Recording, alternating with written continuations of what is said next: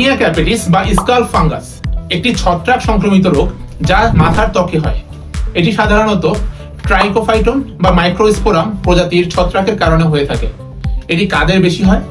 বিশেষত 3 থেকে 14 বছর বয়সী শিশুরা বেশি আক্রান্ত হন। স্কুল, খেলার মাঠ বা সেলুনে অন্যান্যদের সাথে যোগাযোগের ফলে এই ছত্রাক ছড়াতে পারে। অস্বাস্থ্যকর পরিস্থিতি বা পরিবেশ, যেমন গরম বা আর্দ্র পরিবেশে এটি বেশি ছড়ায়। দীর্ঘ সময় ধরে চুল ভেজা রাখা বা শ্যাম্পু না করা এটা একটা মূল কারণ হতে পারে। একাধিক স্থানে চুল পড়া শুরু হতে পারে এবং চামড়ার ত্বকে সাদা খোসপত্র উঠতে পারে বা চামড়া উঠতে পারে। লালচে ফুসকুড়ি, ত্বকে ফুলে যেতে পারে এবং লাল হয়ে ফুসকুড়ি বা ক্ষত হতে পারে। মাথা চুলকাতে পারে, তবে অনেক ক্ষেত্রে ব্যথাও হতে পারে। এর চিকিৎসা বা করণীয় কি? অবশ্যই একজন ডাক্তারের পরামর্শ নিয়ে অ্যান্টিফাঙ্গাল ট্যাবলেট ও শ্যাম্পু ব্যবহার করুন। পরিষ্কার পরিচ্ছন্নতা বজায় রাখুন।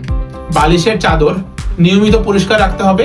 টিনিয়া ক্যাপিটিস সাধারণত ছত্রাকজনিত রোগ, কিন্তু অনেক সময় এর সিমটমগুলো অ্যালোপেশিয়া এরিয়াটা, সেবোরিক ডার্মাটাইটিস বা সোরিয়াসিসের সাথে অনেকটা সামঞ্জস্যপূর্ণ হওয়ার কারণে অনেক ক্ষেত্রেই কোয়াক ডাক্তার অথবা ফার্মাসিস্টরা নিজের মন মতো করে ওষুধ দেওয়ার কারণে এটি অনেক বেশি ছড়িয়ে যেতে পারে। টিনিয়া ক্যাপিটিসের মতো ছত্রাকজনিত সংক্রমণ অনেক সময় স্টেরয়েডের মাধ্যমে চিকিৎসা করা হয়। তাতে ছত্রাকের সংক্রমণ আরো বেশি বৃদ্ধি পায় এবং স্টেরয়েড ছত্রাককে বাড়িয়ে দেয় এবং সমস্যার প্রকৃতি আরো বেশি খারাপ হয়ে ওঠে।